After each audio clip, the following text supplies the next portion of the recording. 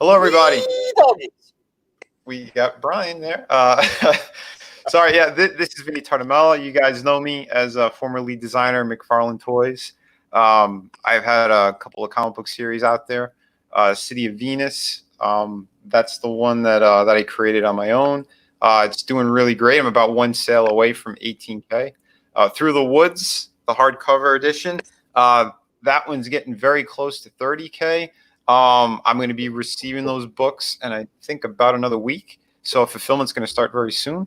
But tonight I have on a couple of great guests, people I've been wanting to showcase a little bit more, and in some cases just have their face out there a little bit more because they're really good people. So we got Charlie's London. Hey, how you doing? Pretty good. We got Brian Criscow. What's up, buddy? What's up, Boner King? What's up, folks? Hail, hail, hail. We're gonna have like just a fun little talk tonight. We're gonna showcase some great books because I want to get more eyes on Six Gun Gorilla as well. I think Brian is just one of those top creators who deserves extra spotlighting here and there. Because he is very nice, he's very kind, but he's got to push a little harder on that book. I know. I gotta improve my internet hustle, my YouTube hustle. I got my convention hustle down. My convention hustle's like magnificent, but yeah, and I gotta improve my YouTube hustle for sure. Yeah, I mean, that's what I've been trying to do. I've been trying to bring that hustle that I've taken from the conventions and bring them over to the YouTube side of things as well. But yeah, it's getting that rhythm, making sure everything is right, and yeah, just being honest with everybody. Yep. This week has been strange. A lot of people have been seeing that between the bullshit lies that were thrown out. I put that to rest a bunch of times. People seen videos of that now, me exploding back and proving, what's truth and what's fiction. And the antis are always fiction because that's what they want to do. They want to hurt creators. But we're here to promote and push creators. So that's what these streams are about. I like to keep the positive side of things. I don't really like the drama all the time. So we want positive vibes, not negative vibes. Hell yeah. Yeah, and that's why I got two very kind people who have very honest opinions as well. And again, we got more guests that should be popping up. 6 a.m.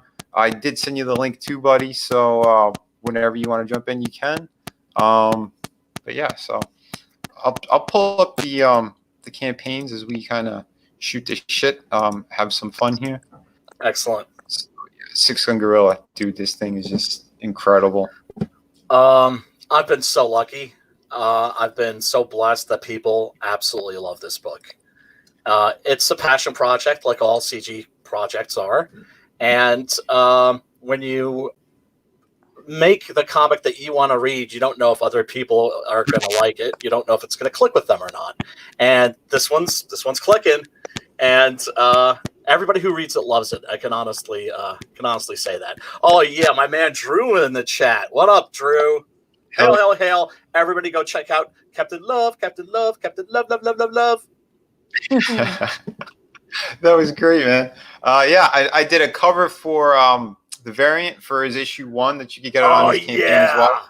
Oh, dude, Vinny, that's fire. Fire. Thank you, brother. Yeah, I got to pull that one up as well. Yeah, you do. Yeah, you do. I'm glad. Fuck Six Gun Gorilla. Let's check out that Captain Love. See, that's what I mean, Brian. Didn't Vinny just say you're not promoting yourself enough? And you're like, no, don't show this. It's fine. Yeah. There we go. Yeah. That's what I'm talking about. Well, I pulled it up there, so we'll get to that as well. But we're getting a little more eyes on you first, buddy. It's all good.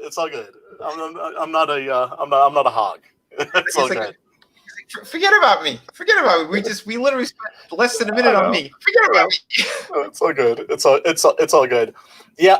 Basically, people that missed the previous campaign, you can get the 148-page trade paperback that you missed last time. Only this time you can get it with a brand spanking new variant cover by Kanan White. You can buy the graphic novel, which, like I said, is 148 pages, issues 1 through 6, by itself, or you can buy it with the Big Gun Down, which is technically issue number 7. That you can buy by itself if you already have the trade paperback. If you buy them together, I knock $5 off the price. So the trade paperback is $35, but which is a little steep. I do understand that, but you're not getting one comic; you're getting 6 comics with some spectacular covers included, gallery style. So everybody seems to love it. The reviews have been fantastic. Ethan loves it. Cecil Dog loves it. If I could get into your boy Zach's hands, then I'll have the trifecta. But dude, I love it too, man. Yeah, like I said, Thanks, it's one of the books I backed as well. Got it in a timely fashion. This thing's beautiful. My brother read it. He loved it too. Yeah, we're both looking forward to the sequel. Give him my regards. You're gonna love issue number 7. Dude, hell yeah. This is issue number 7, by the way. This is the Big Gun Down right here. Dude, this is gonna be killer. Yeah, literally. This issue is pretty much all action. It's called the Big Gun Down for a reason. The title of each chapter is taken from the title of an Italian Western.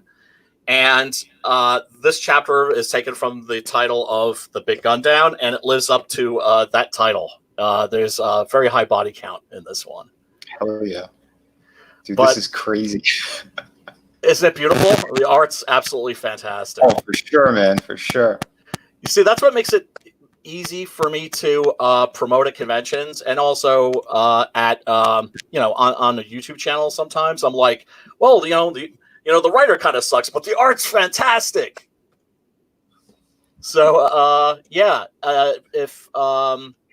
if you haven't read Six Gun Gorilla before, and now's the time to get in.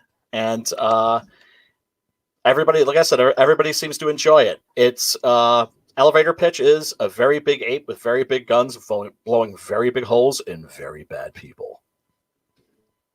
I love it, man. Sorry, I was just writing back 6 a.m. comics as well. The link wasn't working, so I sent it again. Love that dude. So yeah, I'm gonna keep an eye out for him now. But yeah, he's awesome. He's been doing so many great pieces for people for over a year now. Was it close to 2 years? Yeah. Those little kind of like chibi characters. Yeah. He did one for me as well. Speak of the devil, here he is. Hey, Mark. What's up, How Mark? we doing? Hey. Future of Comicsgate. Hey. That's right. Crazy, dude. And yeah, man, we've been loving the stuff you've been doing lately. Yeah, appreciate it, man. You got a new campaign that's launching soon too. That's the plan. Yeah, I'm still working on getting the comic done. Once it's done, I'll launch the campaign because I'm not taking chances. Screw that up. Man. Oh no, dude, I hear you. Yeah. I also should say that issue number 7, the Big Gun Down, is finished. As soon as the campaign closes, I mean, I'm going to keep it in demand. But once I put the order out, you should be able to get your books pretty quick. It's all the art is for both books is 100% finished. Dang. So you're guaranteed. That's awesome, man. And since I've already fulfilled on my previous campaign, you're getting your book. Because let's face it. I mean, how does Comicsgate work? It works on the honor system. We're asking strangers to give us their money, and that's why people like Critias don't just hurt themselves; they also hurt us when they don't fulfill, and why people like Vinny, the fulfillment king, help us all when he fulfills on his books, which he always does. King Vin. King Vin. Thanks, guys. Well, like I said earlier when we started, yeah, man, we're gonna have Through the Woods is gonna be in people's hands very, very soon as well. The printer shipped. Well, they sent me the email that they're shipped out, so I should be getting them in about a week. So, can't wait. It's gonna be a lot of work. As many people know, that process, it takes a lot, but it's going to be worth it. I'm going to make sure everyone gets these beautiful books. Like I said, even the Ash Can, I got my sample copy. These things are gorgeous. That's why I put it. I actually did put it on my campaign now. I mentioned it last night, but it's here for the people who missed out. I have a second chance at getting it because it was just supposed to be a free gift for my backers who were within like this first 60 days. So like the cutoff was March 19th. So yeah, I want to make sure after I got it, I'm like, nah, I think other people are gonna love this. I think they're gonna want it. So I made it available for purchase as well. So for those who thought they were gonna miss out on it, you have a chance to buy it, and I can add it in there as well. So let you guys know that.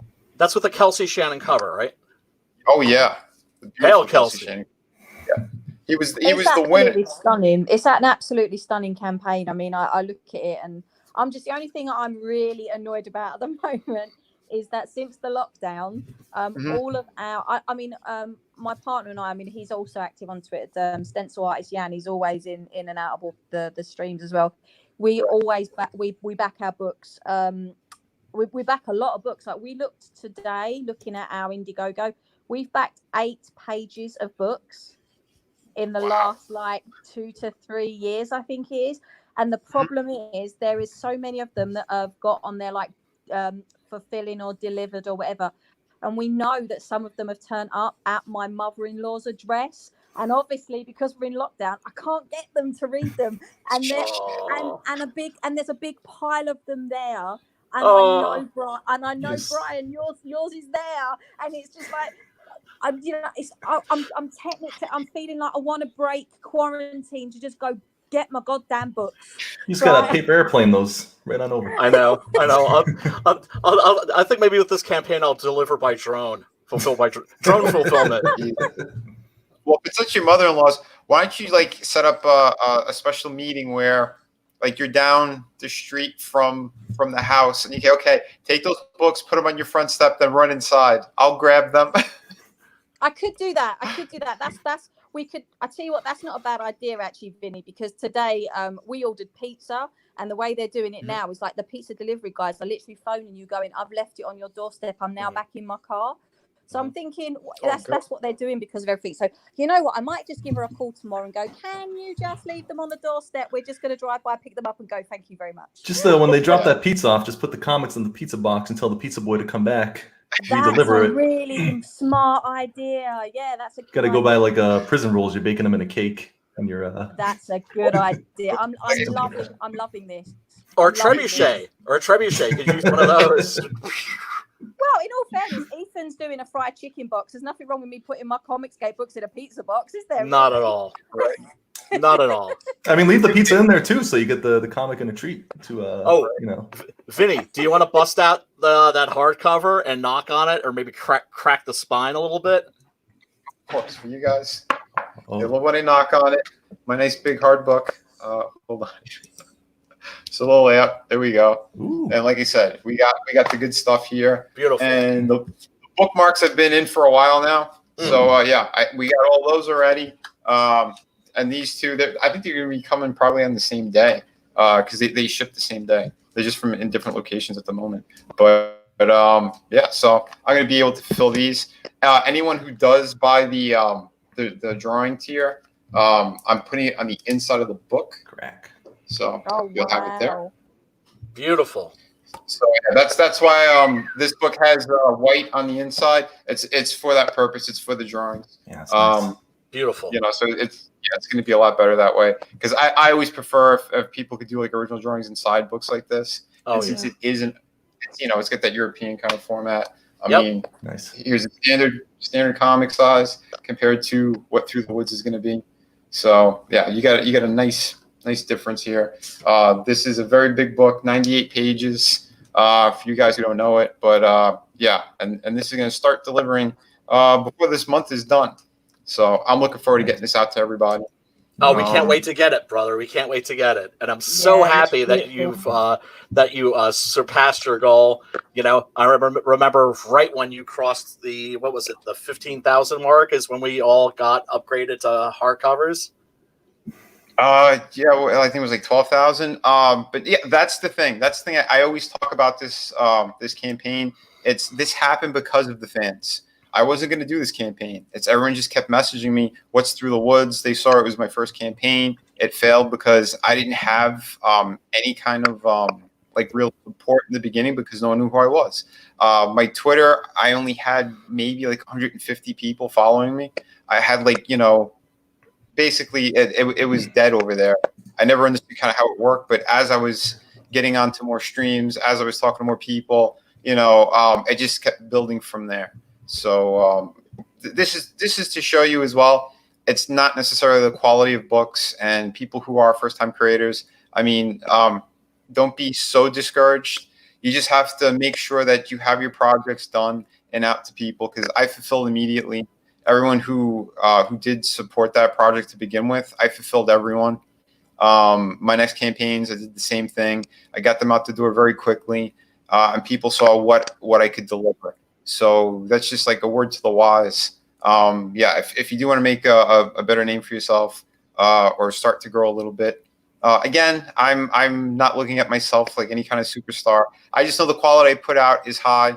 I'm very respectful to fans. I'm a fan myself. I'm a backer. I backed a ton of different projects. Yeah, me too. Yeah, I mean, and I love showcasing other people's work, because I think everyone deserves a shot at creating their own books. As long as they have the passion behind it, they could work hard to get those out there. Yeah, do Hell it. yeah. Why not? Hell yeah. Because this is what we have here. The industry is garbage. It's destroyed. Even if they do bounce back after this, even a little bit, it's going to be the same crap unless they clean house. Absolutely. You know, they got to get rid of those liars, thieves, all those bad people, and put more creative people in there who are more generous towards creators, not pushing weird agendas, you know. But I don't see that happening. What we have here is special because that's what it is. It's all different creators, all different IPs. Me myself, I've done all different genres, from horror to children's, sci-fi, you know, and I got a whole lot more coming. Actually, I'll show you guys too. On the back of the book, I keep forgetting to do that one. I got a preview page of my next campaign, which I've been working on for a while. It's going to be a pirate book. Sweet. Oh, wow. All right. Just to let you guys know, there is a lot more cool stuff happening, a lot more different genres too. I have a lot of projects in the works.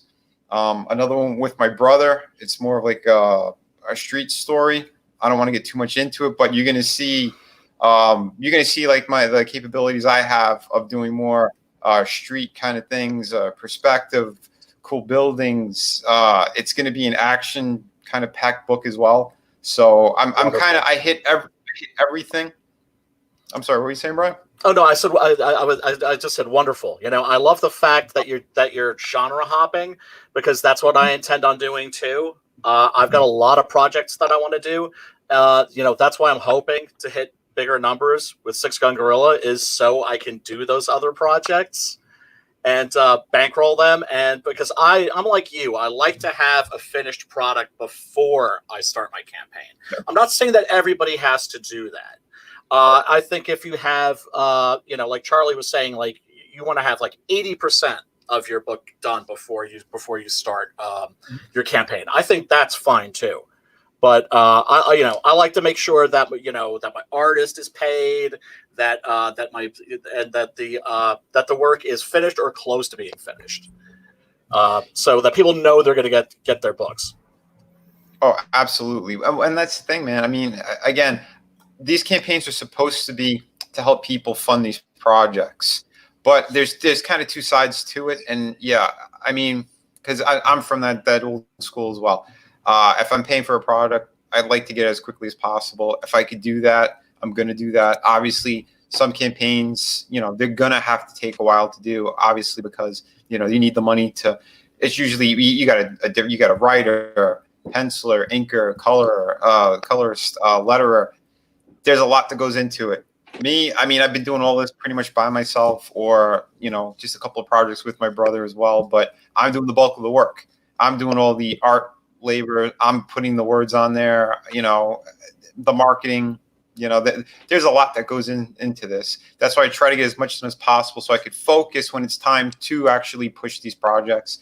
so I could showcase other people as well, other awesome campaigns. And how awesome is it that we're living in a time where we can do this? This wasn't possible just, 10 years ago, 5 years ago, right? Where the biggest you could hope to aspire to was like a webcomic. Yeah, absolutely. Yeah. So, that's what's so exciting about. I see there's Eric Vader in the chats. He's looking into becoming a comic creator too. You can actually do this now, and we're showing that it can be done. And we're not going to lie to you. It's not easy. It's a lot of work, but it's doable. And you've got a community that is ready, willing, and able, enthusiastic about. Opening that door and helping other people through. What's up, Rob? By the way, Rob Marto, he does. He's got an amazing project as well, which I backed. By the way, brother, I dropped you a link if you wanted to jump in. I dropped a link to a few people in at the start of it. So, guys, check it out. If you do want to come in and we got room, you're more than welcome. Drew, he's got this great project. This is the sequel to Captain Love. I got this one as well, but he's the one thing I got to say, Drew, if you're listening, you need to put images on your tiers. That's the one thing I would stress on this campaign. I believe you did it in the first one, but you should do it in this one as well, only for the simple fact that people kind of want to see what they're buying. Exactly. It's going to help your campaign too, I believe. That's my personal opinion, but I think that'll definitely help you. This project is one of those high caliber books as well. Yes. So this is some great stuff. It has some adult material in it, but nothing too gratuitous. Again, Drew's a great creator. He's a great writer. There's the cover. We were talking about it earlier. This is the one that I did for him. That's so great. That's great. Yeah, it's awesome. And it's cool because it let me stretch my muscles a little bit too. Kind of that Flash Gordon kind of feel to it, because the character, it's cool, he's fun, you want to have him with the sexy broads. And I love how simple his design is too, just the purple shirt with the gun holster, like it's iconic, and it's super simple, like you can do fan art pretty easily of that. And totally, absolutely. Have you done them yet? Oh yeah, he's in there. Mark, he's in there. Sweet. That's some good stuff. And if you order the previous book, Captain Love, the Hero of the Cleansing, Drew will get that out to you fast. And I got it in like very fast. Yeah. Very fast. Yeah. Really good stuff. Yeah, so check that out, people. And he's killing it, man. He's killing it. He is. He definitely is. And I knew he would. Dude. Absolutely. Papa Brian. Jump on that one. That one's a good one. Yeah, it is. I wanted to show my friend's project as well. Edge of Annihilation. And that's the cool thing. It's not just comics. Red Gaze, he did a novel. Yep. This is going to be around 300 pages, maybe a little bit more. Another great person who helps the community out so much. Mm-hmm. He's always doing showcasing other creators and all that great stuff. And there's a lot of wonderful people that are going to be involved in this. It's not just the novel. He has an art compendium that goes with it.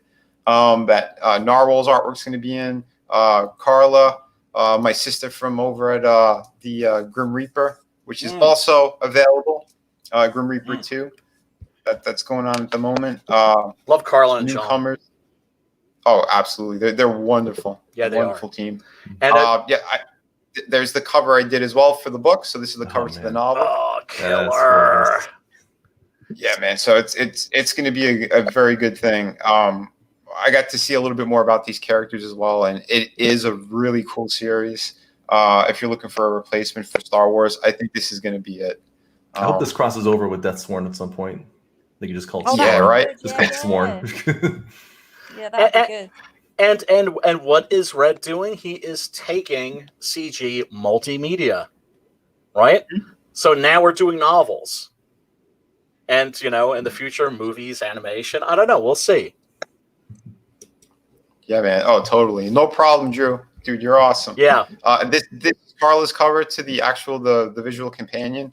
I was watching her do some of this. I was, I think, on the stream with her, and she was coloring this in with her mouse. She didn't have a stylus. Her stylus broke, so my hat really goes off to her doing this. Insane. Oh my god! Wow. That's like I said, I there's some pieces really from that. admire people that draw digitally. I've only just started to do it now. I got an iPad Pro last year, and I've only just started to do it now. And like the things that you can do with digital is just incredible. I mean, the problem is as well, like really, there's no value in digital if you wanted to sell it on, because it's not a beautiful piece of actual artwork, physical artwork. But I'm not. I'd probably never want to sell anything of mine on. Like, I just do it for me. But it's just, I think it's definitely a great thing if you just want to be able to improve your style. Digital is definitely brilliant. Yeah, that's all I use now. I just use the iPad Pro for everything at this point. Yeah, it's crazy. I've been on I've kind of done both, so that's why I don't really have original artwork to sell on Through the Woods. Just the cover, because it was the brand new cover I did for the campaign. That one is all pencil and ink, but I know like your campaigns could do a lot better if you have original artwork. Oh yeah. So that's why I'm going to start to put more of that in there. The part one, I do have a number of pages that I did traditionally, but again, I kind of prefer like at least inking digitally, because it's a cleaner line. So like when I paint and all that kind of stuff, it's a lot easier for me and easier on my eyes. Because I'm kind of one of those people. It's weird when you see something scanned in like that and you see all the kind of graininess of the pencil work. Yeah, it drives me crazy. Especially with the style that I've kind of developed. I like ultra clean, and obviously different projects are going to get different treatment, because even like the kids book that I did that more like in a kind of Disney-esque style. So yeah, it's crazy, but that's just how it goes. I'm just going to trace my digital pages when it's done and say it was original art. So I'll just I've the original page. I've seen professionals do that. They print it out the digital and then they redraw it on a light box. $10,000. Shifty, man. That is shifty. Right? Dude, yeah, it is shifty. Very. But yeah, that's why. Effective. It's yeah, I mean, my attitude about digital art is I don't care if it's digital, just so long as it doesn't look digital. Do you know what I'm saying? Like, if it looks computerized, then I'm like, I'll tell my artist, like, can you change that? But the artist I'm going to be working with now is all hand drawn. So you don't like all those sweet gradients? And no, I mean, what I'm saying is I mean, you know what I'm talking about when I say like, when you can tell that it's been done on a computer. When people use like blur effects and that sort of a thing, just lens flares everywhere. Lens flares. Yeah. I really don't like that stuff. Yeah, so you got to use things sparingly. I mean, yeah, a lot of people they want the cheap trick, right? Mm-hmm. Like if I've dropped in any kind of things like that here and there, I try to use them very sparingly so that it's not. Like it doesn't look like a gimmick. You only use that old Photoshop eye candy fire feature that you just slap in the images. Right. I think why I like digital is because I'm one of these people that if I don't like something, I rub it out, then I rub it out, and then before you know it, you've made a hole in the page. So I think what I like about digital, it's more authentic. You can very much sort of you can tweak things and like you can put your layers on and stuff like that. And I mean, I've really seen it. I'll put it up on Twitter again so if people want to see it. But a DM group I'm in with Vinny was talking about fan art and stuff, and I did a Heather Swain not that long ago, and that was digital. And I actually like tweeted it to Ethan, and he actually replied to me saying, "I'm honoured you drew her," which was like really cool. But I definitely looked at it and I was like, I'm really proud of that, but I couldn't have done it on paper, because I know that I would have done so much tweaking and it would have driven me mad, and I either would have ended up with it in the bin or there would have been a hole through the paper.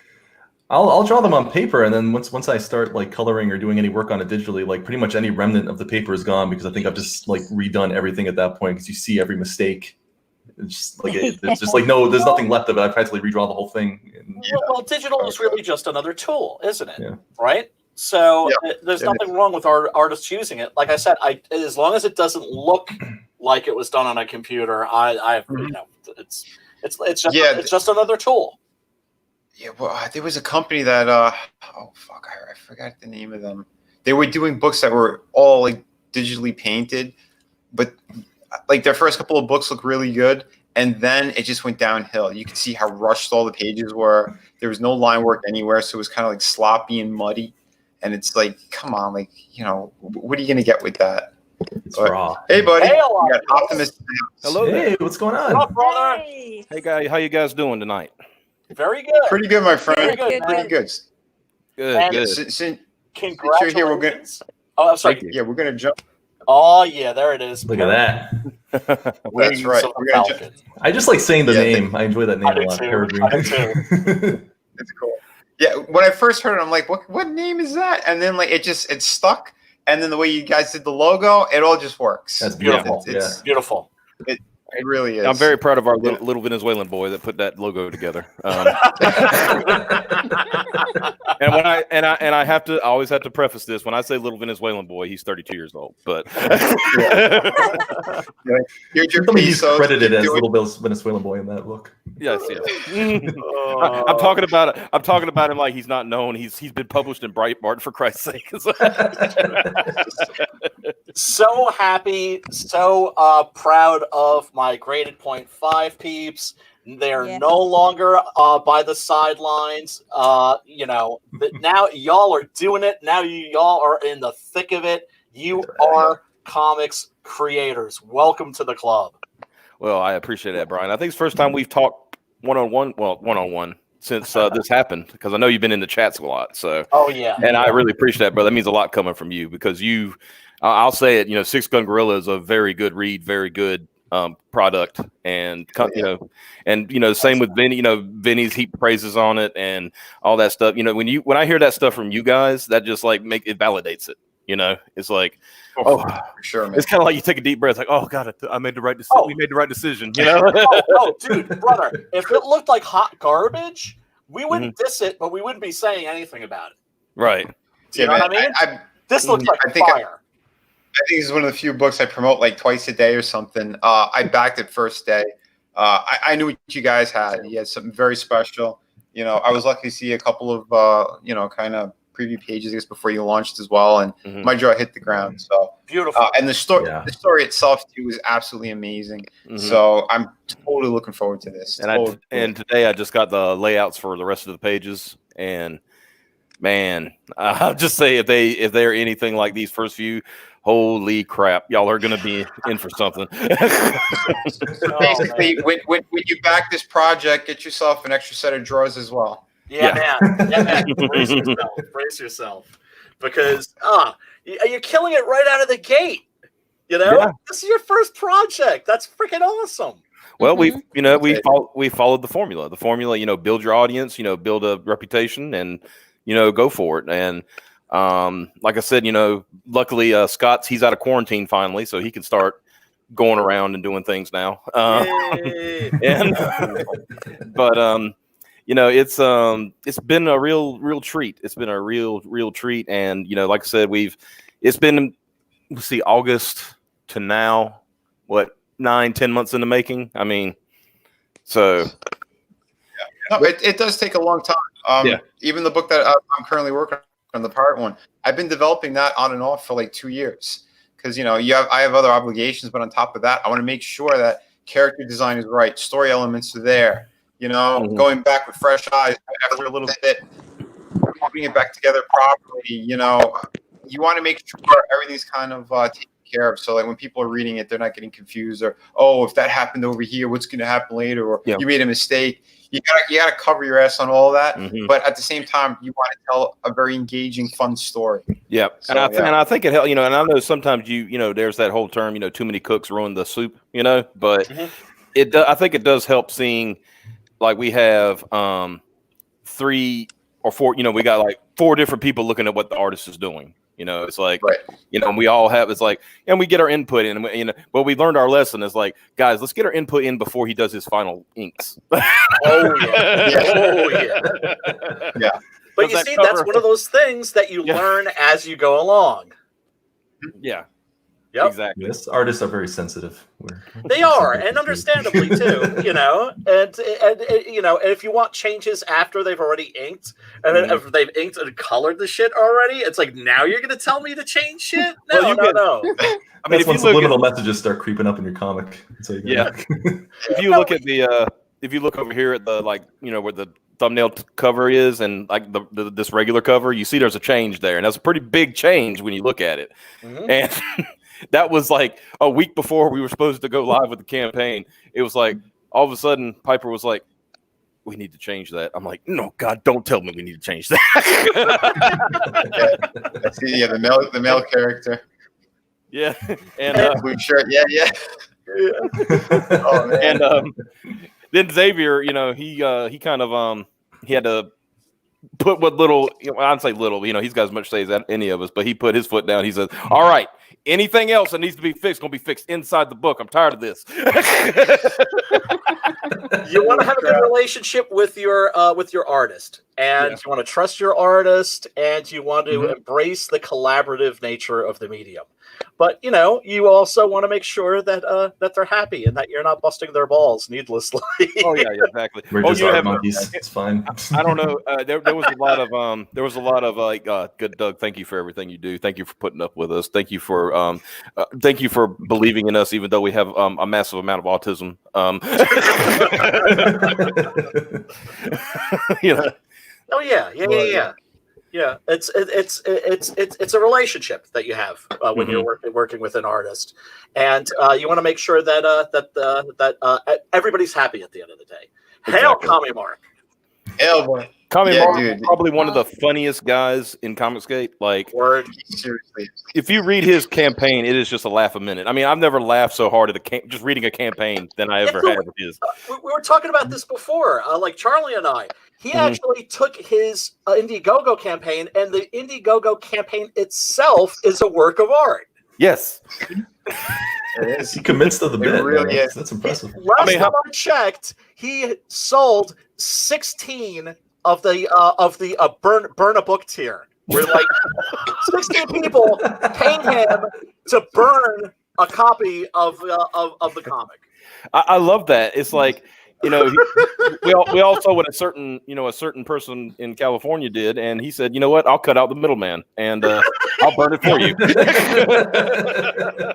It's actually, if I can just add, it's absolutely hilarious, because if you watch the advert for it, he actually says, shove it on a barbecue, I don't give a fuck, just back my book. It's hilarious. But what we said to him we want him to do, right, with ours, because I backed it at the highest tier, because obviously he's one of my CG UK brothers, and I wanted to back it because I just think it looks amazing. It's hilarious. But we actually backed it at the back of burner book tier. And what I said to him I wanted him to do is, do you remember back? Oh god, it was a couple of months ago when Mike did the whole thing with the burning of Cyberfrog. My other half and I did we did the whole electric fire trying to burn. Do you remember that we did trying to burn the Meg? The fire. Yeah, you threw it. Yeah, well, so what we've asked Mark to do is, can he just get an electric fire from somewhere and throw our burner book tier at the electric fire, so we have like a little bit of a story going on. So he thought that'd be quite fun. But no, it's absolutely brilliant. Like every opportunity I get, I'm promoting this book. Yeah, me too. I encourage him, and I encourage him to the degree that I don't want him to get hurt. But on our show, he had the funniest idea. He said for one of the stretch goals, he wanted to go by the North Korean embassy there in London and throw the book over the wall. I like the idea of having our first Comicsgate martyr. I think that's because the deal is, like, you know, embassies are their country's territory. So, you know, that land that the embassy sits on belongs to North Korea. So he says, so he said it'd be interesting. He said, I wonder if it's murder if you get shot from North Korea and die in England. I was talking before about delivering books fulfilling by drone. Yeah. Oh God, just drop it in on the Hail Preston. Hail Preston in the chat. Yeah. Everybody go back. Doc Salem. Doc Salem is an absolutely wonderful looking book. Go check it out. It deserves to be doing much better than it is. I think that's the first campaign I've actually been like panicky about it getting funded because I actually like I really want it. Like Right? just watching it like inch closer and closer to that funded, that like, oh man, come on, like just Oh, he got driving me. He got It was there. driving me crazy. It was driving You me know, crazy. yeah, me too. Me too. Because because his previous campaign, you know, I was trying to get people to rally. This is before I even knew him personally, because I just want to read the damn thing, right? Mm-hmm. And I was, and I got such a. I'm sorry. Vinny's got such a dramatic way of dropping in a window. He just pulls it in, and yeah, man, you know. But yeah, man. But yeah, I mean, Hail Kami Mark. This is a book that needs to be doing much better than it is, and I think people really need to rally. Yeah. And get this at least into the 5-digit club. And then not just because you know, it's a great book, but you know, Preston's such a good dude. Mm-hmm. Oh yeah, yeah, you know, he's one of the guys I was pushing like from the start as well. As soon as I saw his campaigns, and I got him on a bunch of times because he is a great guy. He's a genuine guy.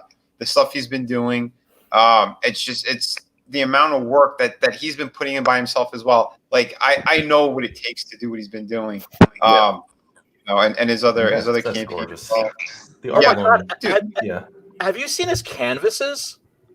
Yes. They're astounding. Yeah, here's some of them Look right at now. this shit. Absolutely incredible. Oh my god. This guy's a super talent. Mm-hmm. Super talent. Oh, and I'm happy to and he wants to be my lover so bad. Sorry, man. I like you, but I don't like you like that. All right, well, you know, you're both very sexy gentlemen, so you know that's all I'm saying. Yeah, let's have a tier to get these two on a date, man. It's great. And yeah, then there's the crossover that we're going to be doing with Lit Devil. Yeah, that's Hell yeah, Doc Salem, Doc Alpha, Six Gun Gorilla crossover. Good, the bad, and the ugly. It's going to be a beautiful thing. Like I said, man, guys, you got to back these projects. Yeah, that's why I like to do these little showcases. We have, you know, a good conversation with other great creators, people who are just working their asses off. And you know, they deserve it. We all deserve this. The industry's gone to shit, and we're the people who are saving it. You know, they have their little trolls going out there fighting on their behalf. They're pay pigs like Lauren, you know, people like that. They're garbage people. They're horrible. The good people are here. We're promoting everyone. Doesn't matter where you come from, as long as you're a good person and you're going to work hard to get these projects out there and to give the best to your ability, man. This is what it's about. Absolutely. It's not difficult. No, you know? Be kind to one another. Exactly. And you know what? When I was on my very first stream, which was it was Antonio, my man Antonio had me on. He was the first person to reach out to me. I was very stiff, you know. I was very much in like, okay, I have to promote my book mode. And you know, Clint Stoker was the second person that had me on. Vinny, you were one of the first people that had me on. And eventually you let go and you kind of like just become yourself. And because, you know, you can't keep that mask on for long, right? It's going to start slipping at some point. So the best thing to do is just take the mask off, just be yourself. And not only does it not become a chore, it actually starts to become fun. I believe the first time we had you on, Brian, was like that. You know, because I think, you know, it wasn't about your book. I said, so what do you like? What do you like to do? It was just like, I threw you off immediately, and you were like, "Oh, okay." And you said, "I like horror movies and, you know, westerns and things." And then we talked about westerns for an hour. You know. By the way, congrats, Kami Mark. He said he hit his next stretch goal. That's awesome. Nice, good job, man. Yeah. Nice and I'm glad we can help. And also, you know, Hell it should be what do you call it? Shoot, I was going to say. Oh yeah, he should be the highest grossing comic to come out of North Korea too. Oh yeah. And you can't lose by backing it. You can't lose because if you're against it, you don't want this comic to exist. He'll burn a copy for you if you pay him $14. That's customer service. Right. Yeah, that's total customer service. Yeah, totally. And if he does go over there, he throws a book on the other side. We know Captain Fuck is going to be mourning him like crazy. Hell, Captain Fuckhead. We actually give a shout out that cover there is by Captain Fuckhead. Fuckhead, yeah. Oh no way. That one is by there. Yeah. That's why I pulled it up too. Yeah, and he doesn't like it. he doesn't like it, which I was just like, what? Really? That's a great cover. That's an awesome cover. Is that because he says the best worst cover? Yeah, it's the best worst cover. He goes up the best shit cover by the best shit artist. That's what he says it is. Yeah. And then, yeah, I'm sorry, but Mark said on his the funniest thing he said on our stream was like every expense was spared to make this book. That's why I had the book on too when they were talking about it. And I gotta say, yeah, Captain Fuck. I remember when he first backed my books. I made sure, and he tells the story a lot too, that I put the clear tape on top of it. I wrote Captain Fuckhead on the mail that I was going to send out, and I had so many other packages that when I went to the post, like the guy's going through them and he's scanning shit, and he's going. He just starts laughing. I'm like, what? He goes, he lifts it up, Captain Fuckhead. I went, oh yeah. So they wouldn't scratch out his name. Did he put tape over it? Yeah, I put tape over it. You put tape over it. Yeah, so they wouldn't scratch it out. That's the name he gave me. That's the name he's getting on it. Oh, I love him. And by the way, yeah, he's helping out the folks over at Xenotype. My good friend Liam, Odie, the Scotsman, Captain Fuck is helping out with some of the flats, doing the flat colors, so that they're going to meet their deadline. So yeah, amazing looking book. Really amazing. Yeah, great stuff. Insane. Odie is a true talent.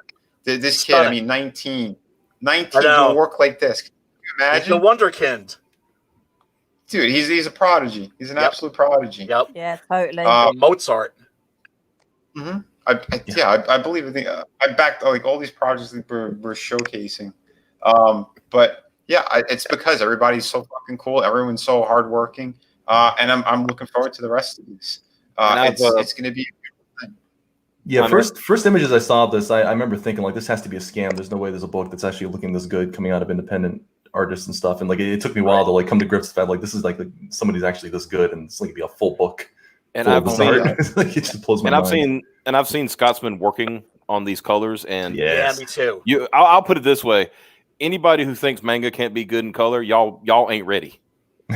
That's all I'm saying. Y'all ain't ready. Yeah. No, that's absolutely right. And I think Liam said he tried like 2 or 3 other colorists, and they just wouldn't gel. But this looks killer. It's like you look at Odie's black and white art, and you can't imagine this in color, and then you see it in color, and it actually works. Yeah. Amazing. Yeah.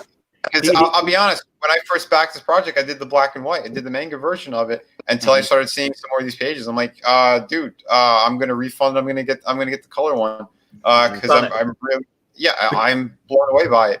The color one's actually gonna read left to right. Right? Is that the color one's going to read left to right? Yeah, it's going to read traditional. Yeah, that's another reason to get the color version because I can't do that right to left stuff. Right, and that's the other thing too. It's like if I got any money left over after everyone's fulfilled with this campaign, I might go back and get the black and white as well.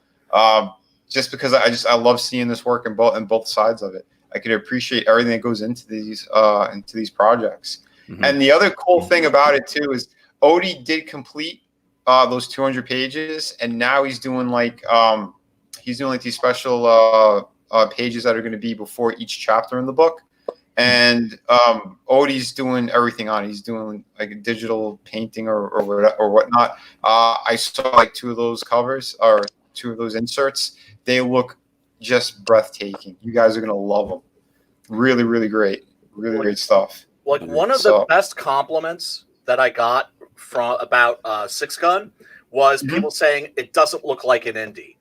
This does not look like an indie. No. It's not at all. I remember Scott mentioned something to me, and I'm not going to say who. Asked him to do a test color page for something else. We want to make sure you could do it, and he's like, "Dude, I color Odie."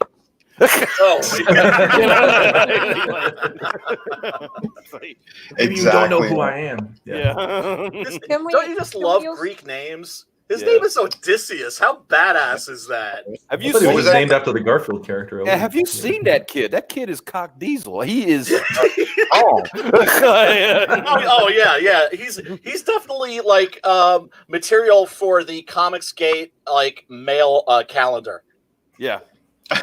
Get him a flex. Men Can of we also Comics get a Day shout out calendar. for Liam? Can we also get a shout out for Liam? Because I tell you what, I remember his opening day, and I don't know how he picked. He actually had the most insane timetable of packing in all the different streams he was going on, and he was just incredible. He did one with the CG UK guys, and I think there was I sort of walked in and out of them in Hangouts having a conversation about what they was going to do, and Liam was literally like, I've been up 28 hours, but it'll work, don't worry. And it was like, what? You've been what? It's like, yeah, I got to say, yeah, he's one of my good friends. I knew him way before Comicsgate. I've actually, him and I, we ran into each other back when we were both living in the Jersey, New York area.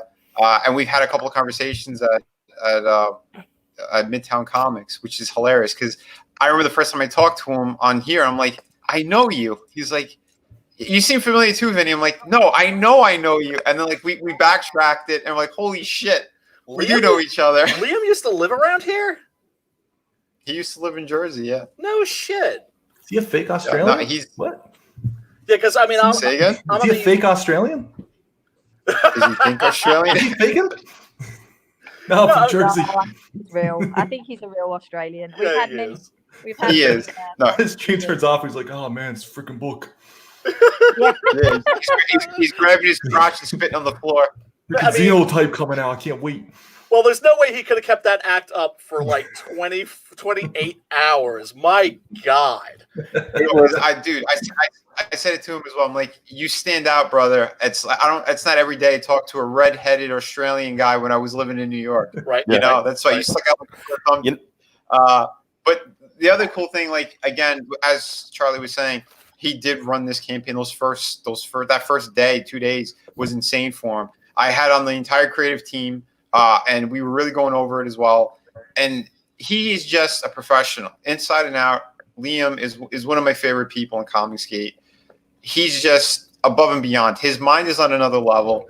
And if the numbers go up higher, if he hits six figures, he's going to be helping so many people. You have no clue, clue what he's got planned. You know, right? He's for the people.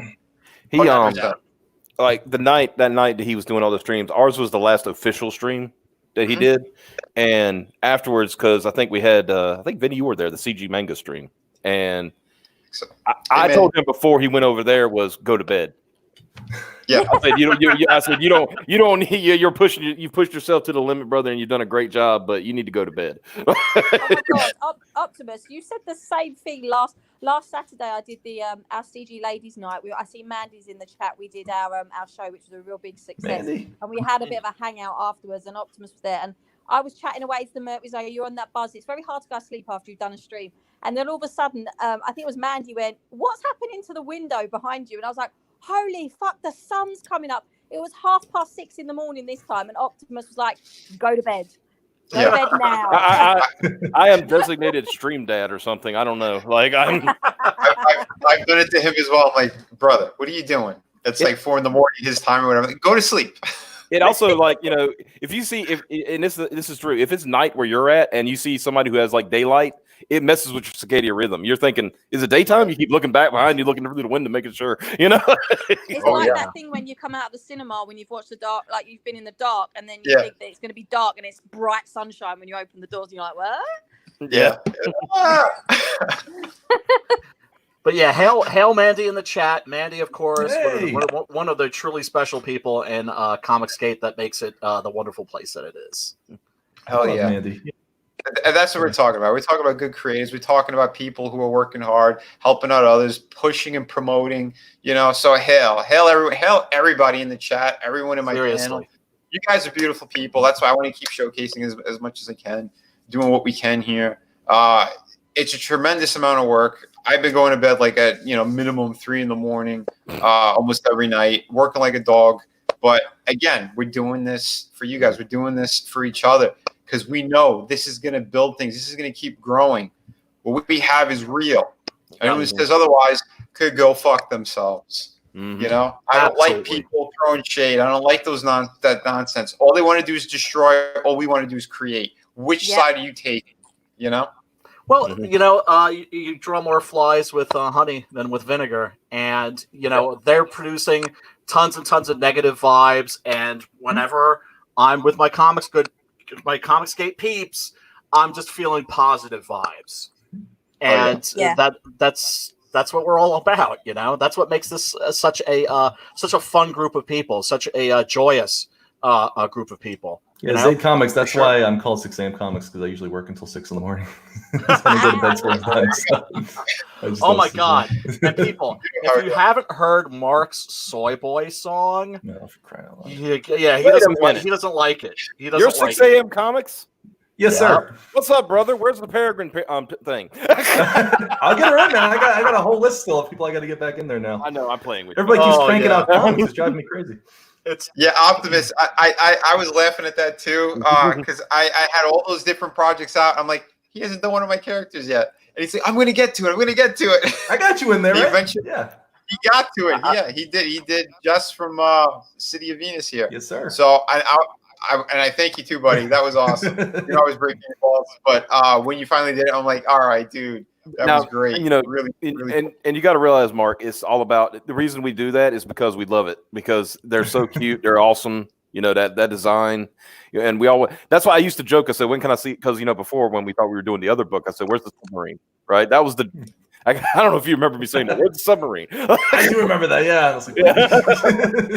My own personal favorite is the fact that he didn't do one of the Merry Boys; he did all of the Merry Boys. Yeah. All 4 of them are in there. It was a pretty easy template to go off of with them. So I could just draw the same character 4 times. I could do that. Fantastic. Are you eventually going to do a poster with all the characters or something? So I wasn't going to sell it, but there's I have a high res version of it out there that anyone could just snag and print themselves. Oh wow.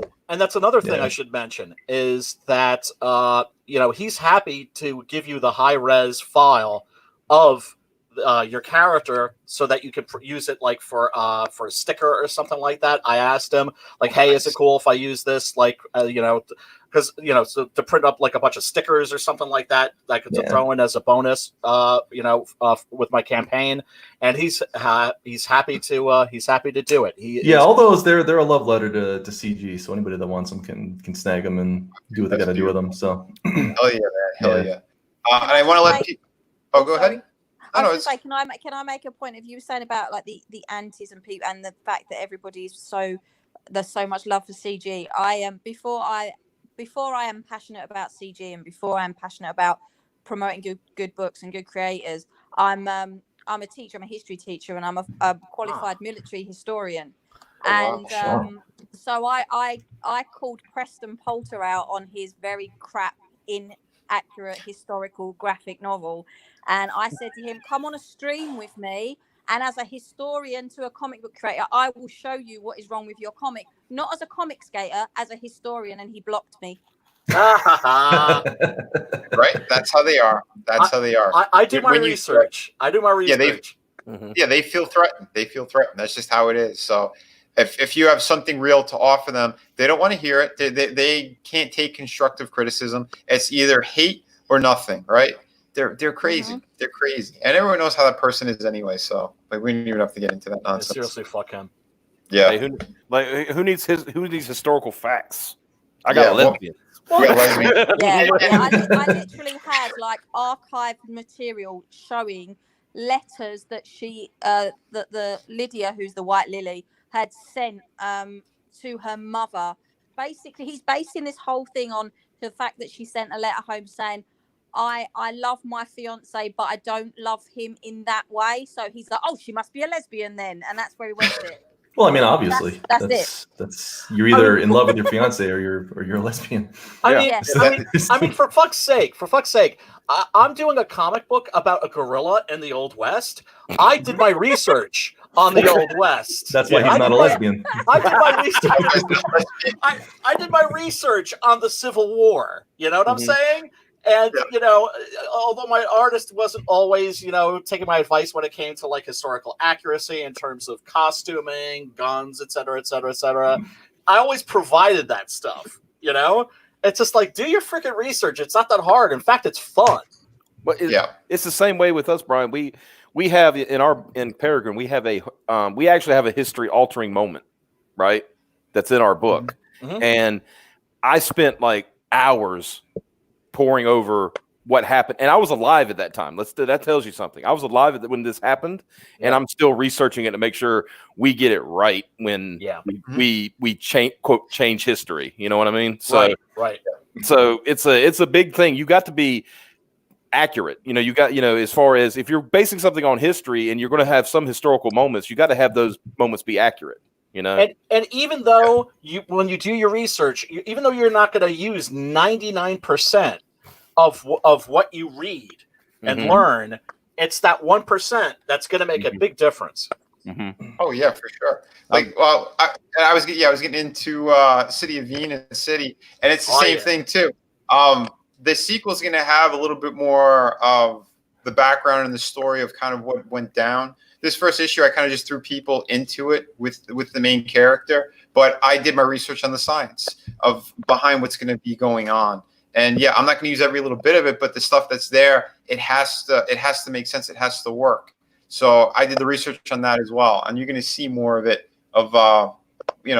more without getting into spoilers about the main character, about her background, kind of this world as well, and what went down, why the whole thing is destroyed, why there's the floating city. Like, I break everything down for this series, and you're going to see how this happened, how the city is floating in the sky. You're going to see more about the main character, this world, what went down, why it went down. That ass. I'm sorry. That ass. It's an excellent book, folks. It's an excellent book.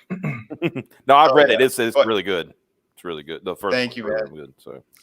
Yeah. The sequel is going to be coming probably late into this year, next year, because again, I need to finish off the pirate book first, and then this one, the sequel, is going to be double the size at least. I'm looking between like 48 pages, 50 pages. That's what most of my books are all going to be now. I'm going to go bigger rather than smaller, because I think you want that more. I know I would want that more. More story, more artwork, more hot babes, more dad ass. I'm triggered. I like the idea that you get to stick your bookmark in upside down and the booty sticking out of the book too. You've got a good book with when the artist, which is Vinny, like the first time you're introduced to a character, they're posing. Yeah. I've always said, okay, we've come to the right place. Well, it's about bringing hotness back too, right? Yeah. I am so tired of them policing sexiness in books. Male characters, female characters, they make them all look ridiculous. They're all covered up all the time. There's nothing going on that people are interested in. Why would you want to pick that up? Yeah. Every page, I'm giving you guys something different, something cool to enjoy. Action, hot babes, destroyed big locations. You want nice splash pages. Even the zombie's sexy in that too. That buff zombie. Oh yeah, there's all kind of like monstrous human beings down there that have been like experimented upon and then just like thrown down from the people in the floating city. And yeah, that's exactly what happened. Like they're not zombies. I kind of designed them to look a little bit like that, to throw people off. But yeah, I'm going to get into all that stuff. You're going to see a little bit more of it. And yeah, there's a sequence that actually happens in the book where I put a lot of different threads. I'll put it that way. So something happens to one of those kind of monsters, and we're gonna show in throughout the storyline what happened, why that happened, and what's gonna come of that for sure. This book was kind of like a classic sized book. It was 32 pages from cover to back cover. But again, I put in a lot of elements because I want people to be scratching their head of why that happened or what's going on here. It's going to open up. The whole book is going to open up into something bigger.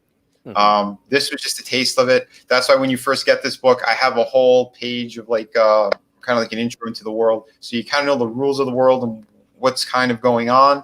And then you're thrown into it with the main character and how she wakes up on this rooftop and what happens from there.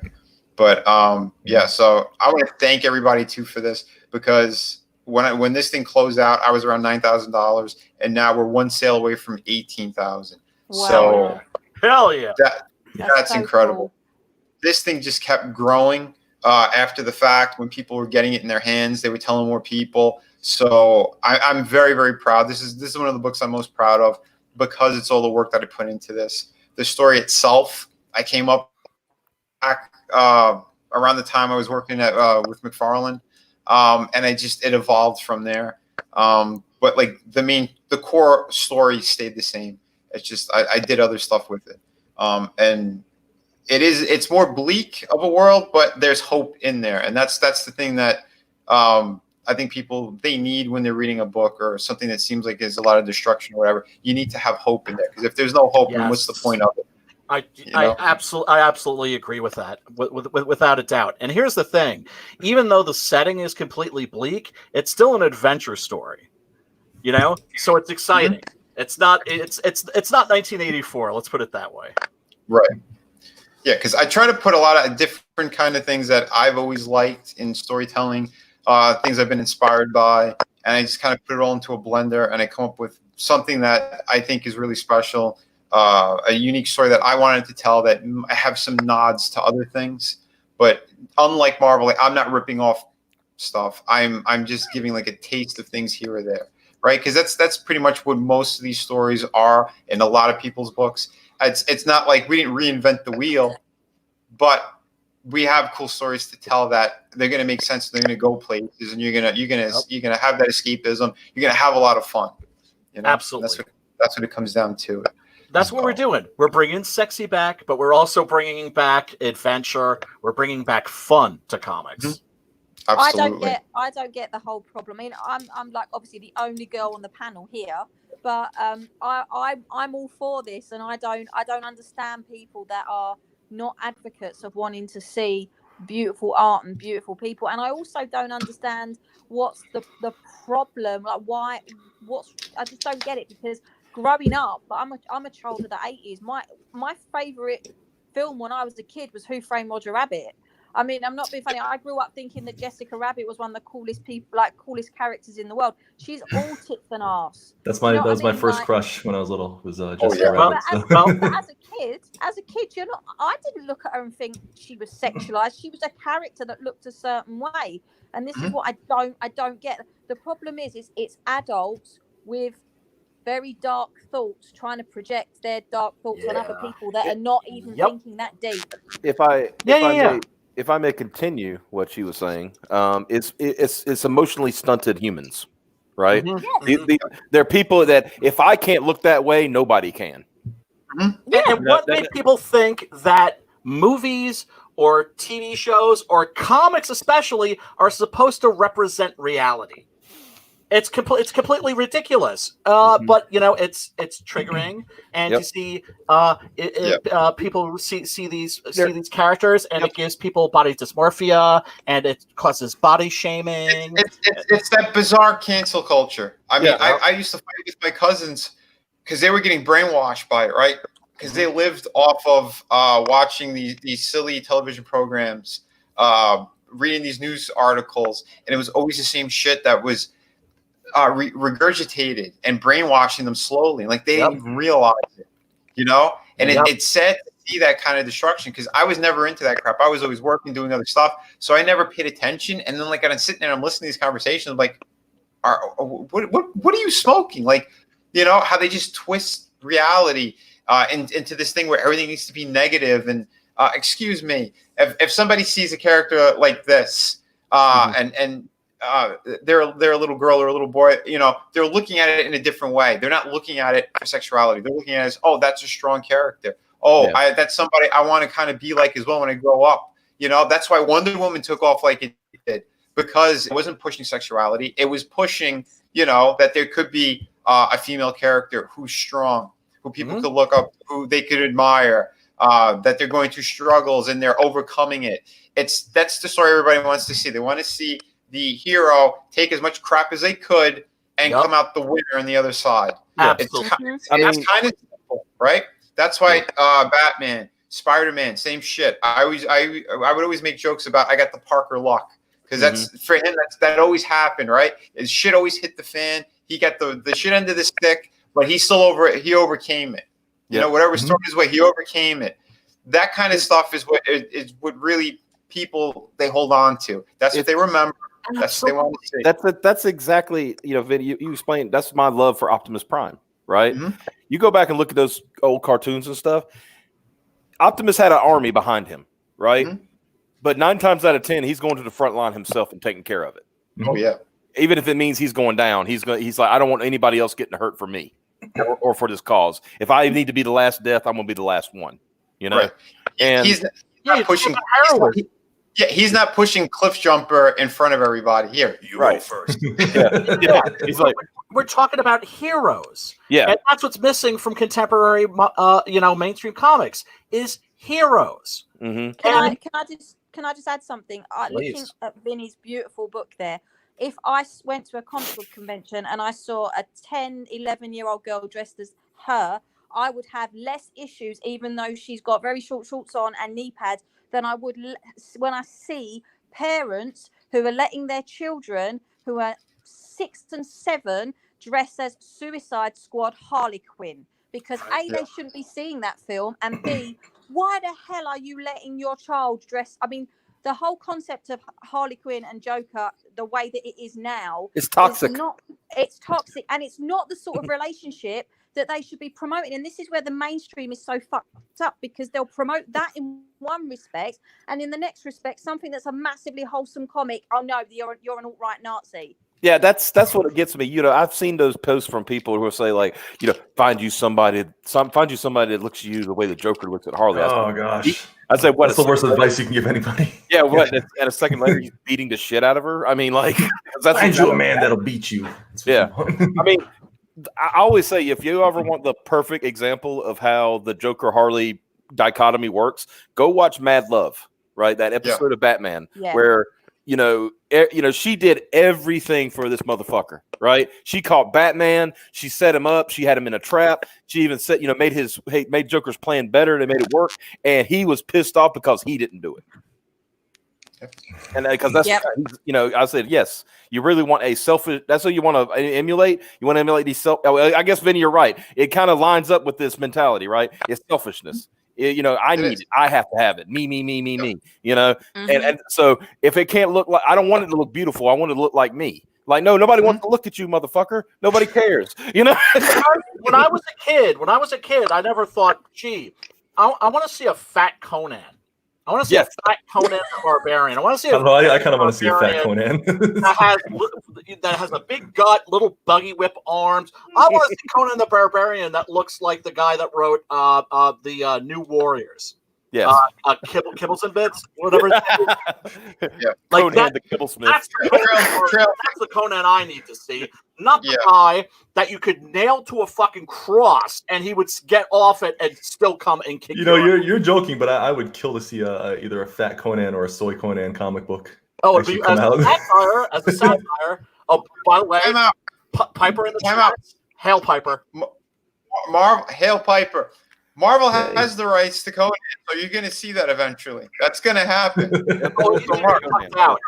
Batman's getting pegged, by the way. Catwoman definitely is going to be pegging Batman to like drain some of that toxic masculinity out. It's funny. My words. It's funny you mentioned that, Brian. I had a friend, and he's probably one of the most biggest Batman fans in the world. Right, my memorabilia out the nines, and all this stuff, and he stopped buying Batman comics because I asked him why. I asked, curious because and they know all about Comicsgate, but his reason was this: he says, I don't care that Batman and Catwoman are fucking.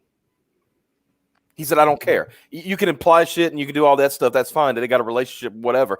I don't care about it's the same thing we've been saying about Tom King for years. Fuck Tom King, by the way, is that we don't want to see a writer put his neuroses and his problems on fucking Batman. He's goddamn Batman. Frank Miller, here's the thing. Owned his ass. Frank Miller said, nobody wants to be you. People want to be Batman. Yeah. There's a quote from Dennis O'Neil, who was like the Batman guy for like 30 years, right? Mm-hmm. He was the guy that wrote the my God, how many years was that he had that legendary run with Neil Adams doing the artwork? He was the guy who gave Batman back his dignity, after like the 60s TV series. And he was also one of the people that was behind the Death of the Family when they killed off the second Robin. Was it Jason Todd? Right? Jason Todd, yeah. He said that everybody hated that character. It didn't matter who wrote him. It was like he had a life of his own. So he always came out as a dick. So they were like, okay, let's kill him. So they had the whole thumbs up, thumbs down thing where people could vote. Of course, they knew exactly how people were going to vote. And he was in a sandwich shop after the issue came out. And the guy behind the deli counter said, "Hey, check it out. This is the guy that whacked Robin." and he said it was an odd moment because that's when he realized that he said, "Hey, Peter, we are not. What's up, Peter? We are not just comic book writers. We are the custodians of folklore. We are the custodians of folklore." That's what he said.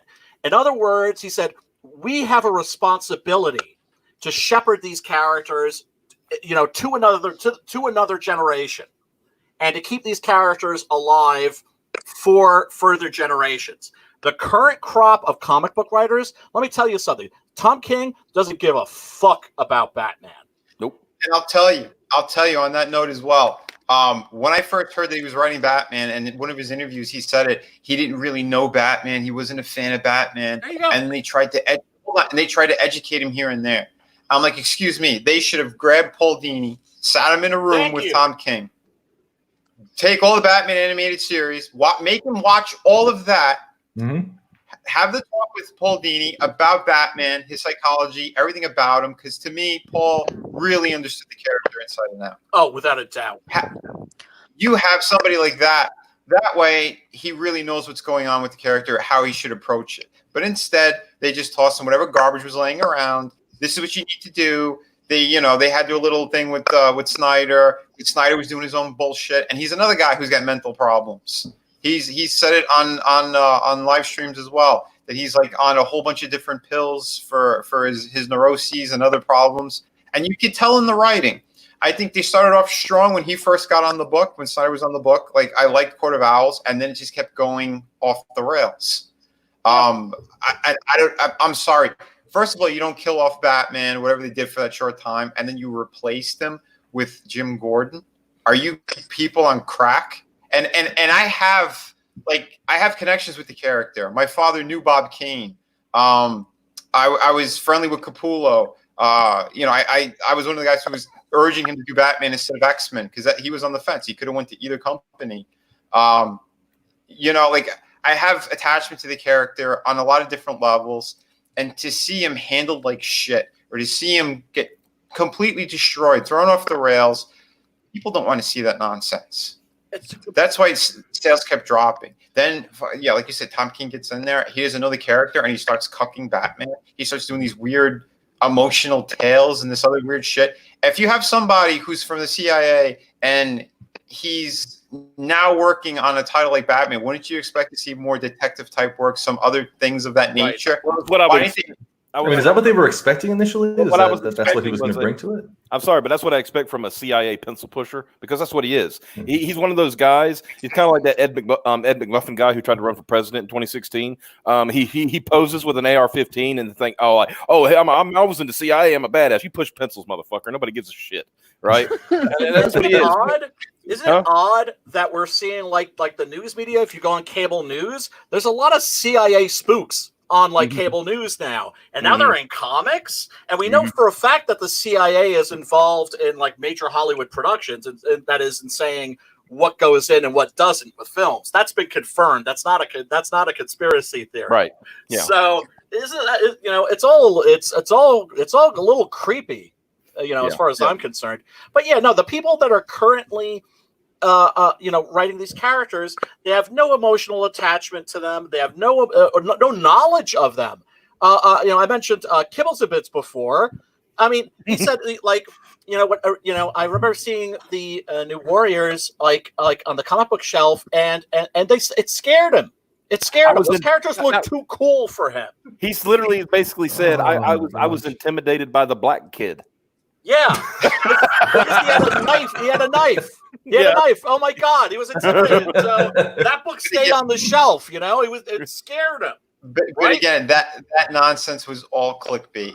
Yeah. All clickbait. It was orchestrated bullshit.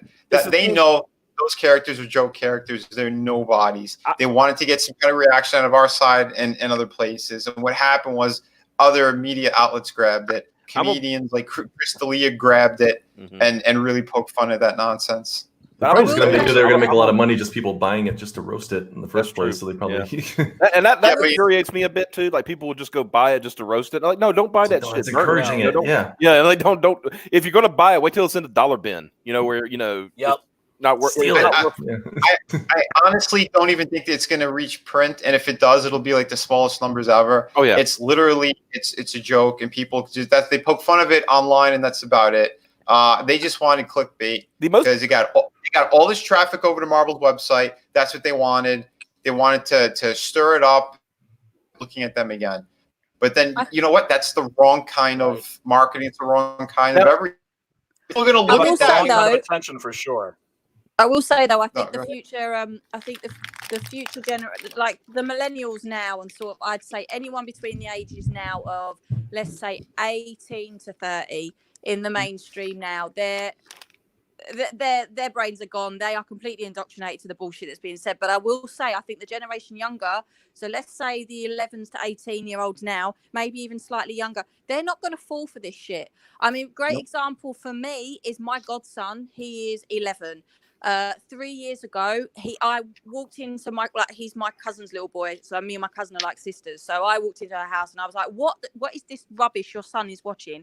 He was watching the Nickelodeons, like redone the Turtles. And I don't mean the one that's now. I mean the strange blocky ones that look like blockheads that were, and I think Michelangelo had a crack in the middle of his teeth or something. It was just really strange. And I was like, what are you watching? And he's like, it's the Turtles. I was like, no, boy, let me educate you on the Turtles. No, boy. Right?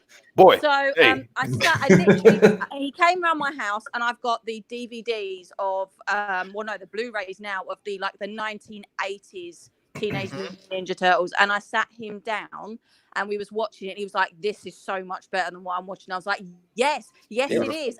And what did he ask me for Christmas that year? The same box set that I had, and he's never watched the other one since.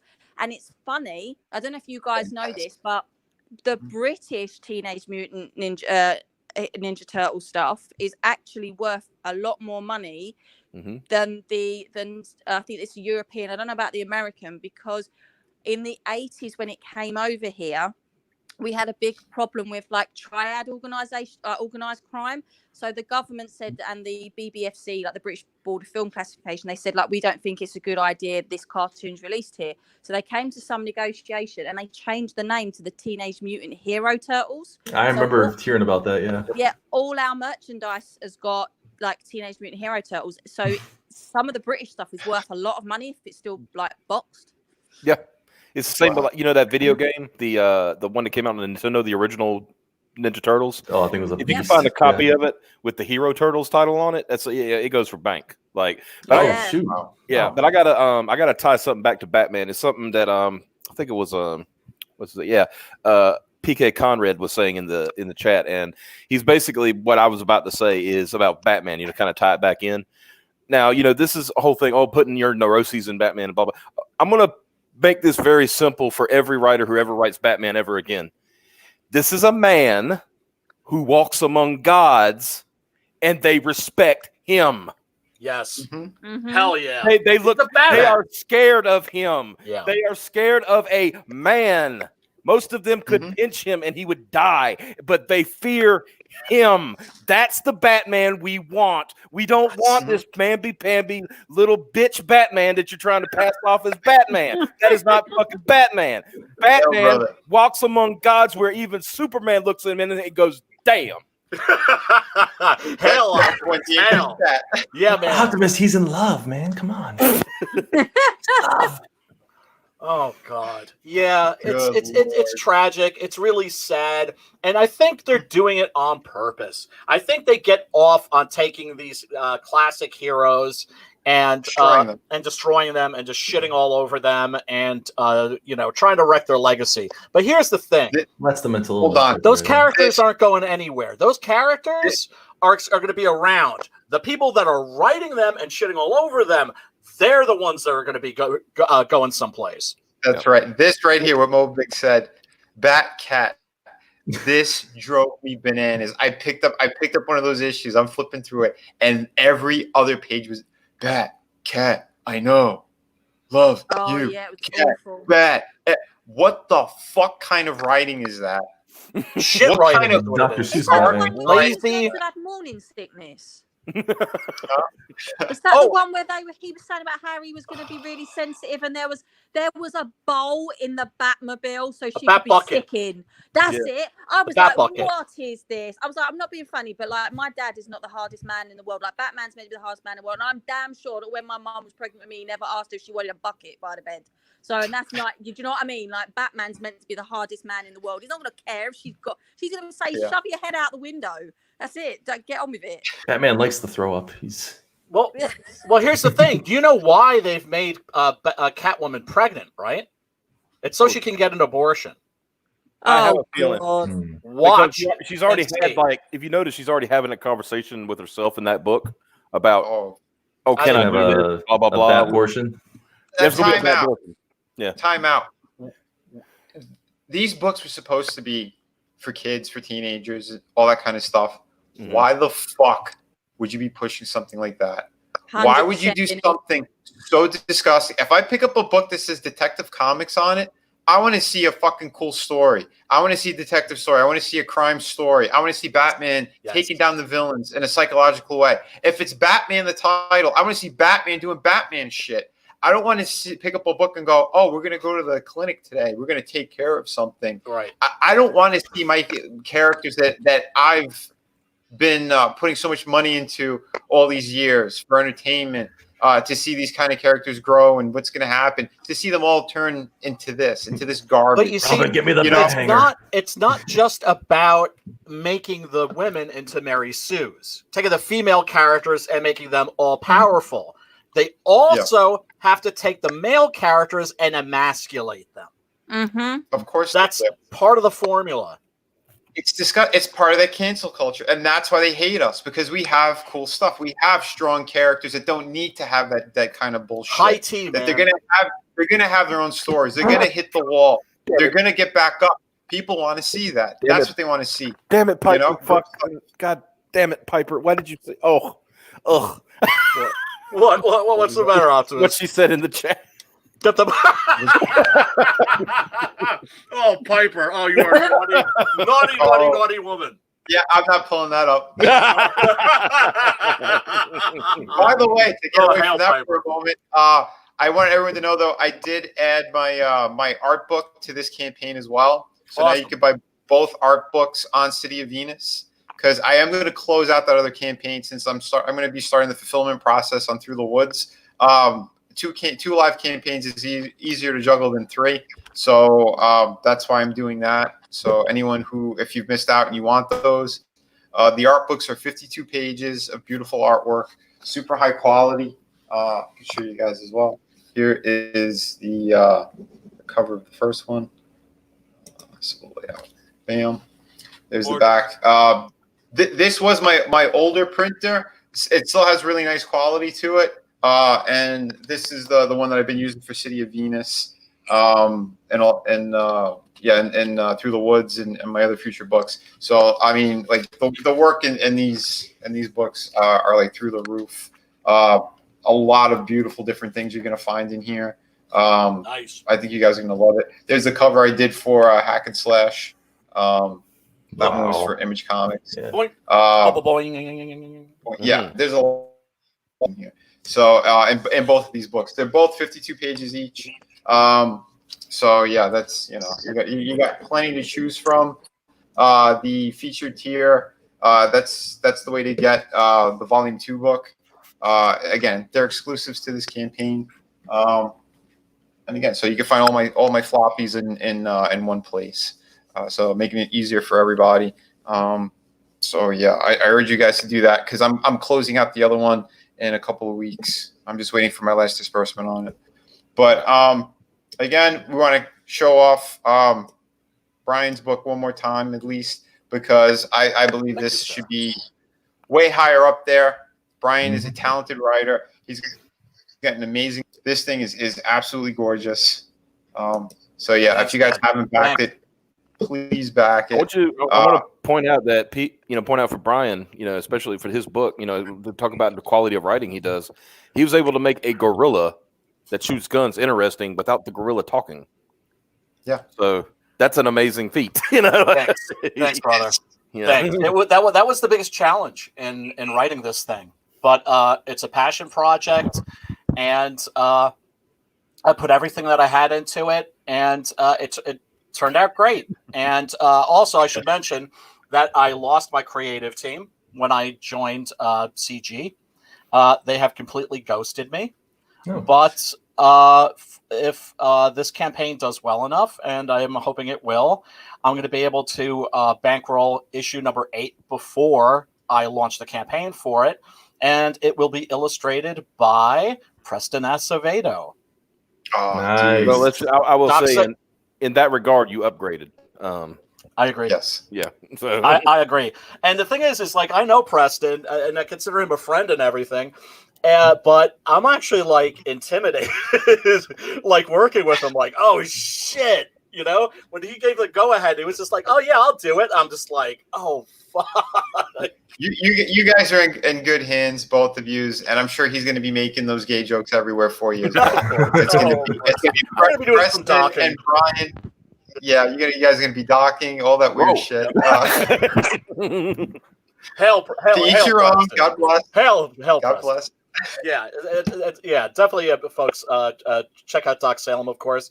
And as for Six Gun Gorilla, everybody who reads it loves it. I can honestly say that everybody who reads it gets a big kick out of it. So go check it out and see if it's something that you'd want to read.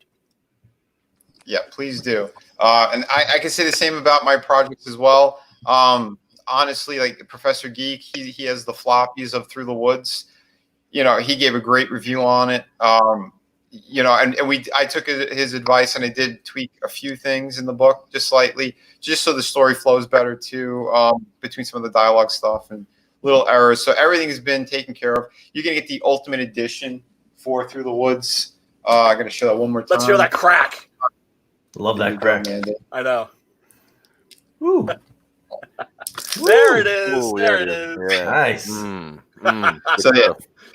Almost 100 pages of beautiful story and art. There's a cover gallery in here. There's some behind the scenes stuff. There's even more behind the scenes stuff on the ash can, which again I made available for purchase on the campaign as well. So if you did miss out on the free ash can, you could get a chance to get it. It's only $15. Shipping domestic is $5 on that. I put an ad on if you wanted signs, an extra $5. So you have your options that you could get on that. But yeah, I'm very proud of the work that's gone into all of this. I'm proud of all my other fellow creators here. Keep backing Peregrine, Wings of the Falcon. We want to keep seeing this one. Well, this was still a make goal, so let's have this make goal. Again, amazing creative team. I love these guys to death. Grade 0.5. Each and every one of you, Scott. You guys are all kicking ass, and I'm really looking forward to this project. Yeah, me too. Yeah, man. Yeah. Give me my book. Yeah. Give me my book now. Yeah, I've already gotten my first experiences of Where's My Bird book. I love it. Like God, we've only been open a week. What are you doing? Right. Oh, I did want to remind people as well. I am going to start getting some other guests on again in the creative entertainment side of things. I'm talking to one of my friends who is a voice actor for a very, very famous anime. I'm just trying to nail down the day he wants to do it, but it might be in this upcoming week.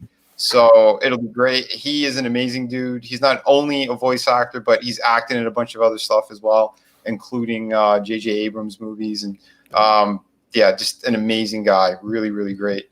And also a backer of Through the Woods. One of the first times I met him was at a convention. and we were just kind of shooting the shit before they opened. We talked for like 2 hours. And it's like, oh, is the convention open? And then I went back to my table. He came by. He's like, Vinny, I had to stop by. You're one of the most genuine people I've ever met. And he's like, I want to buy your books. So he had them. He read them, and he absolutely loved them. We hung out again a couple other times. But, yeah, I should be having him on, like I said, sometime in this upcoming week. We're just going to make sure we could get StreamYard's working for him properly and all that as well. So as soon as I know the date, I'll do the promo card and I'll throw it up on top of. I'll put it on social media, Twitter, and all that stuff. No. So I want to thank everybody. I'm going to cut it short because I think I might be jumping on Red Stream if he's still doing one, and I'm sure other people also kind of busy tonight with streams. But to each and everyone here, I want to thank you. If you got anything, any last minute things to say, we'll start with Charlie. Since it's the only female we have here. So ladies first. Thank you. I just want to say thanks for having me on. Thanks to everybody who's always so amazingly supportive in Comicsgate. If you are up for some fun and some laughter and some just silliness, then tune in to Piper's channel tomorrow. Piper's channel. Yeah. Oh, sorry, Optimus. Graded channel. It will be on the graded channel. Yeah. It will be on the graded channel. Thank you for correcting me. I always get these silly things wrong. The problem is I'm like UK time, so I always say the wrong times as well. The girls was going, no, it's like EST. I was like, I don't know anything other than GMT. Like, stop annoying. But yeah, we're over. I think it's 10 o'clock, I'm pretty sure.